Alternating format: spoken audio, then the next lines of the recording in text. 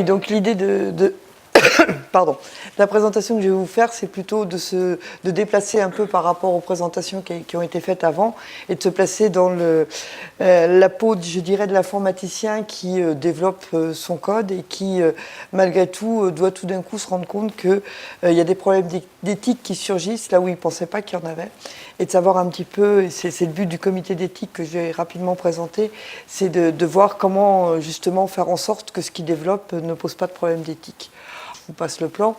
En fait, bon, ça a été rappelé avant, mais c'est vrai que les premiers comités d'éthique, ils datent ils ont été créés aux États-Unis, parce que même si c'est là où on voit certaines dérives, comme ça a été montré précédemment, c'est quand même là que, quand même, on s'est rendu compte qu'il fallait peut-être faire quelque chose quand on faisait des expériences sur des populations fragiles sans leur demander leur avis, que peut-être c'était pas bien du tout. Donc là, j'avais remis une définition. Je ne sais pas pourquoi j'avais mis une source, mais elle a disparu.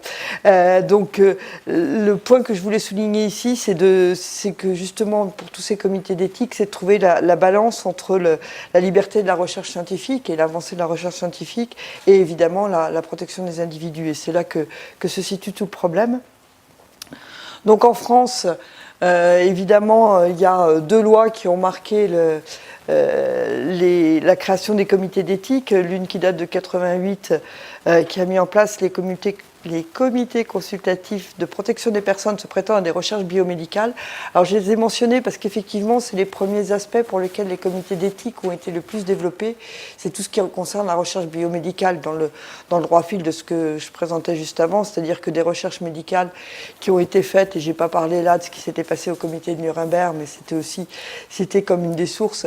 C'est vrai que les recherches médicales faites sur des gens qui n'avaient pas donné leur accord ou n'étaient pas en mesure de le donner, c'est ce qui a créé les premiers comités d'éthique. Et cette loi a été élargie en 2012 avec les comités de protection des personnes pour toute recherche impliquant la personne humaine. Et là, on voit bien que la définition est beaucoup plus large, mais du coup, elle est beaucoup plus large, mais beaucoup plus difficile à comprendre. Qu'est-ce qu'on veut dire par là ? Toute recherche dans beaucoup de domaines beaucoup de recherches vont concerner la personne humaine. Et justement, toute la difficulté de l'histoire, c'est de cerner ce que sont ces recherches et comment faire en sorte d'y respecter un certain nombre de règles de bonne conduite. Donc, comme toujours, pour essayer d'influencer et de faire en sorte que des nouvelles bonnes habitudes passent, on touche à ce qui importe aux chercheurs, les nouvelles obligations qui sont de passer devant un comité d'éthique pour un certain nombre de recherches à partir du moment où on veut pouvoir obtenir des financements, ou alors à partir du moment où on veut publier un article qui indique une recherche. Donc ces obligations qui sont de plus en plus fréquemment imposées, font qu'évidemment, il faut proposer des solutions aux chercheurs pour leur permettre justement de trouver le moyen de passer devant ces comités sans, comme je disais tout à l'heure, complètement stériliser les activités de recherche d'une façon ou d'une autre.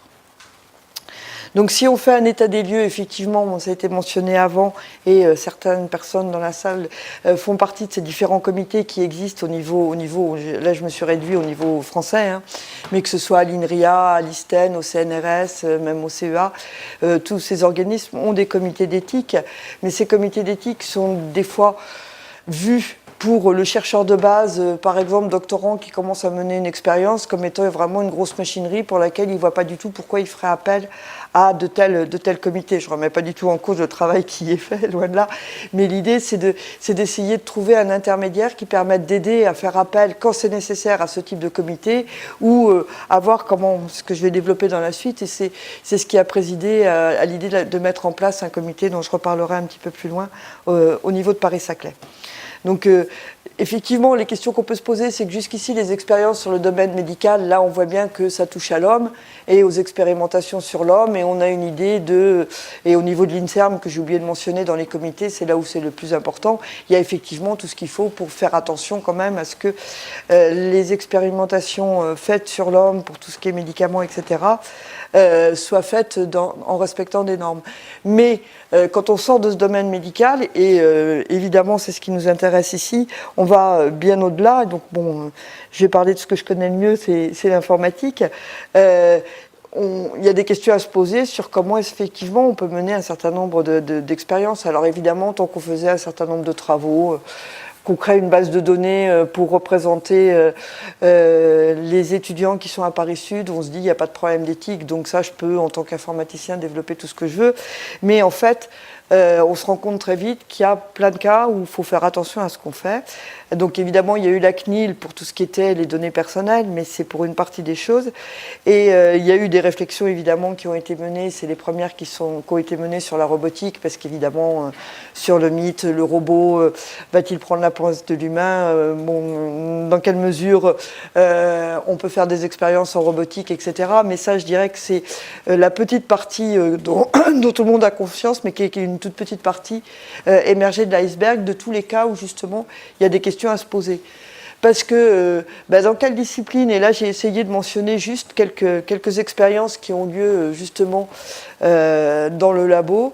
Certaines sont faites par des thésards, d'autres par des chercheurs un peu plus confirmés, pour lesquels pour la plupart aucun d'entre eux ne pensait qu'il y avait le moins du monde besoin de demander à un comité d'éthique. Éventuellement à la CNIL quand il s'agissait d'enregistrement, parce que ça c'est quelque chose que l'on a bien l'habitude de faire, mais au-delà de ça,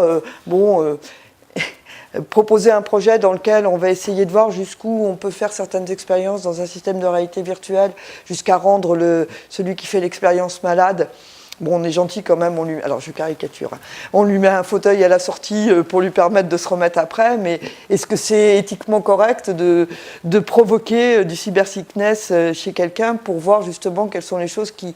Alors évidemment, le motif est toujours noble à l'origine, c'est-à-dire c'est de voir quels sont les effets qui peuvent provoquer ce genre d'effets négatifs et donc de les limiter, mais qu'est-ce qu'il faut faire pour prévenir les expérimentateurs qu'ils risquent de se retrouver dans cette position-là ? Sachant que quand on prévient quelqu'un qui risque d'être malade, il y a beaucoup plus de chances qu'il soit malade que si on ne le prévient pas. Donc ça pose un problème aussi, c'est-à-dire que au niveau de la recherche, si on ne lui dit pas c'est pas correct, mais si on lui dit on fausse les résultats. Donc c'est toute la difficulté de faire ce genre de choses.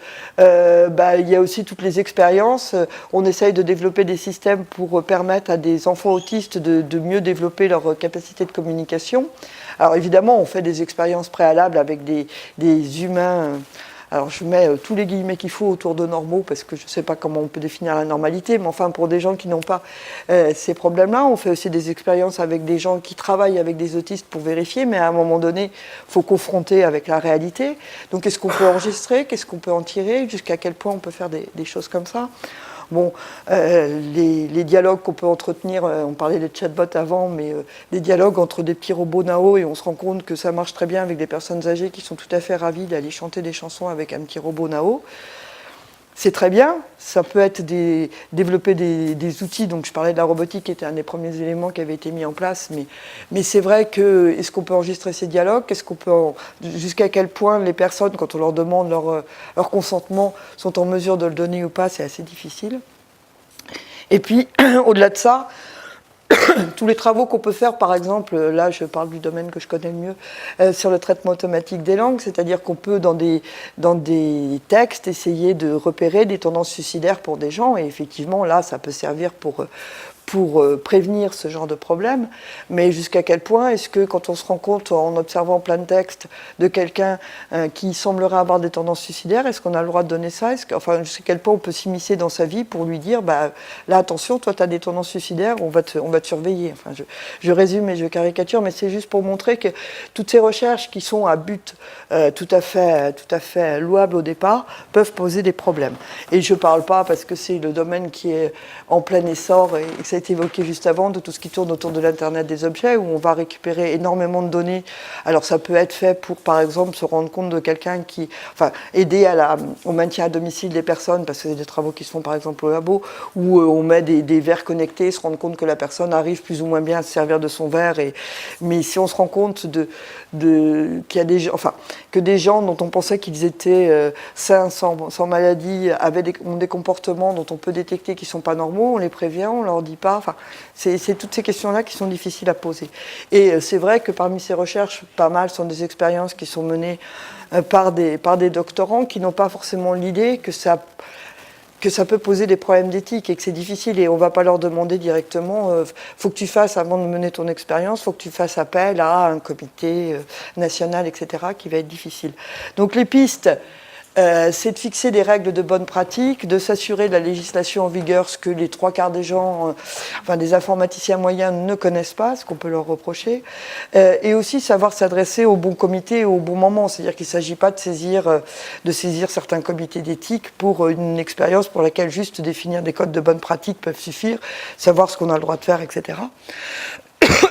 Et toujours la dualité dont je parlais tout à l'heure, aider à mener les recherches sans les retarder, parce qu'effectivement, si on doit attendre pendant longtemps l'avis d'un comité, ce qui arrive parfois avant de mener une expérience, pour un doctorant, le temps il est court, donc il faut savoir trouver le juste milieu entre ne pas mettre des freins dans les recherches, mais aussi faire respecter l'éthique par le chercheur. Donc c'était l'idée qui a prévalu à la création de ce comité, cette commission d'évaluation éthique d'établissement, c'est ce que veut dire ces 3 E, dont les rôles sont justement de fournir un avis consultatif sur les protocoles de recherche, c'est-à-dire qu'ils peuvent être saisis, comme c'est au niveau local, saisis facilement, on lui montre le protocole, et ils peuvent rapidement, parce que les gens qui y sont ont un avis plus éclairé dessus, soit dire il faut passer devant un comité, un CPP, donc ceux mentionnés dans la loi que je signalais tout à l'heure, donc il faut les aider à préparer le passage si vraiment on pense que c'est nécessaire, et donc si c'est nécessaire d'après la loi, donc les aider à ça, et encourager la démarche éthique des chercheurs en favorisant aussi la reconnaissance et l'acceptation de cette réflexion éthique, et pas comme certains, j'ai entendu répondre, ah oui, mais si je dois saisir le comité de l'INSERM pour faire mon expérience, dans 6 mois, j'aurai toujours pas la réponse. Je cite avec les guillemets, et donc mon expérience, ce sera trop tard pour la faire. Donc l'idée, c'est d'aider à définir des bonnes pratiques, si ça peut être suffisant, parce que des bonnes pratiques qui soient connues, ou alors d'aider à faire en sorte de s'adresser aux bonnes personnes, et aux bonnes personnes en plus au bon moment, c'est-à-dire pas les saisir à tout moment, hors de propos. Donc les membres de ce comité, pour le moment, c'est des gens issus des STIC, mais de diverses disciplines des STIC et de divers laboratoires. Donc il y a des gens il y a Wendy McKay, par exemple, pour l'IHM, François Yvon pour le TAL, il y a Laurence de Villers aussi qui en fait partie, des psychologues, des membres de sciences de la vie. Bon, le comité, il est en cours de constitution, il a fixé ses premières règles de fonctionnement, et il y aura un colloque inaugural à l'automne 2017 pour justement faire de la publicité, je dirais, auprès de tous les chercheurs pour expliquer son rôle, en favoriser la saisine. La saisine sera très simple à partir d'un formulaire, donc l'idée c'est vraiment de rendre cette démarche, je dirais, quasi automatique pour les gens qui se disent tiens, j'ai peut-être qu'ils ne soient pas réticents à demander de l'aide à des gens, parce qu'on leur donnera soit des conseils, soit on les aidera s'il faut vraiment faire plus, et de le faire, je dirais, au plus proche d'eux, en étant, disons, au niveau de Paris-Saclay, ça a plus de chances de fonctionner que si c'est un comité national qui est perçu comme étant un peu loin des gens. Et juste pour conclure, je voulais mentionner aussi le fait que l'éthique, c'est un sujet qui devient aussi, alors là c'est ma casquette école doctorale que je sors, c'est qu'il est devenu obligatoire pour tous les doctorants de faire une formation à l'éthique, et je pense que ça c'est vraiment important, pour leur faire prendre conscience du fait que ça existe. Parce que je pense que pour beaucoup, c'est un problème de prise de conscience. Et évidemment, l'éthique telle qu'elle est présentée pour le doctorant, il y a plusieurs aspects. Il y a les aspects dont je viens de parler qui sont plus sur comment faire des protocoles d'expérimentation qui soient corrects. Mais c'est aussi comment faire de la recherche d'un point de vue éthique, c'est-à-dire assurer la reproductibilité des expériences, etc. Donc c'est ces aspects-là. Et il y a des formations qui se mettent en place aussi au niveau de Paris-Saclay, parce que c'est devenu obligatoire pour tous les doctorants. C'est pas facile à mettre en place, mais on essaye de le faire. Et là, pour le coup, c'est pas que pour les STIC. Donc, c'est juste pour conclure, dire que c'est un vaste sujet qui a été tout juste effleuré dans les transparents que je viens de vous montrer. Mais bon, j'ai mis les informaticiens, je pense que j'aurais mieux pu mettre les chercheurs de façon plus générale. Et bon, ils commencent à se sentir enfin concernés, et je dirais que c'est tant mieux. Voilà. Très grand merci, Anne. Donc, la salle peut poser des questions. Alain, oui. Juste une petite question oui. Sur le dernier transparent. Il me semble que notre système académique est construit pour empêcher des gens de reproduire les résultats des autres. Parce que si vous faites recherche pour essayer de reproduire ce que Stefano a fait, sauf si vous trouvez qu'il était totalement erroné, vous n'allez pas être publié.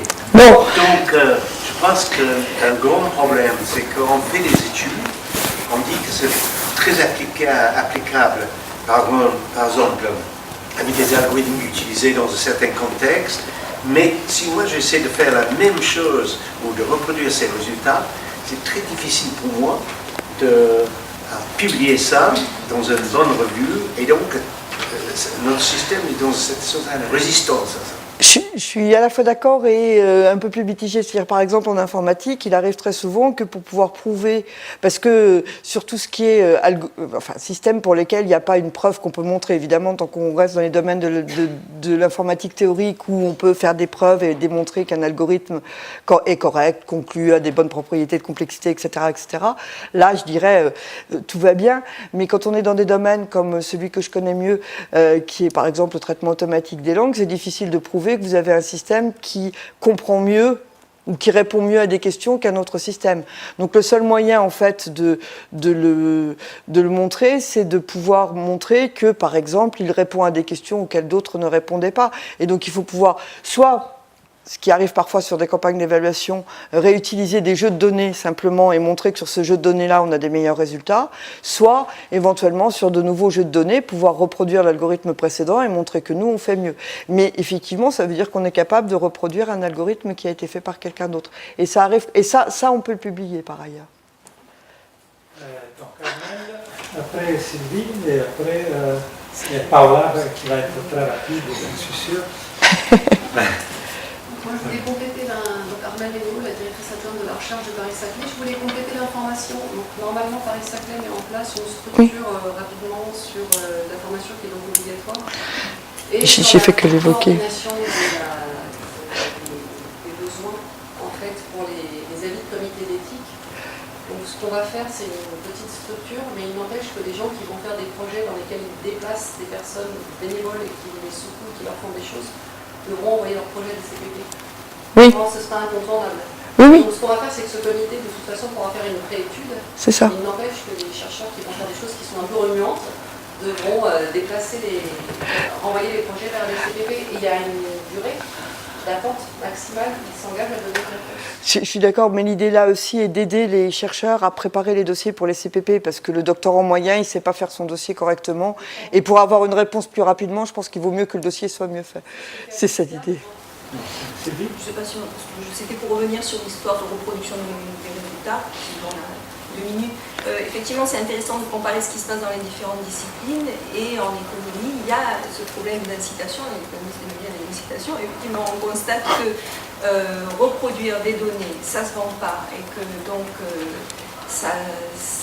visiblement il y a un manque de ce côté-là, mais c'est pour cette raison qu'il y a eu une initiative, je parle en particulier de l'économie expérimentale, il y a eu une initiative collective de la communauté des expérimentalistes pour lancer un mouvement pour soutenir la reproduction, la simple reproduction, tentative de reproduction des résultats. C'est genre pour une science sociale, donc ce ne sera jamais exactement la même chose, mais en tout cas, on essaie au niveau collectif de valoriser ce type de recherche. Il y a aussi une initiative au sein de Paris-Saclay avec Christophe Hurlin et Pérignon pour la reproductivité, un site compagnon qui met à disposition les codes pour les simulations, etc., pour les acteurs économiques. Et le CNRS suivait des prêts financés.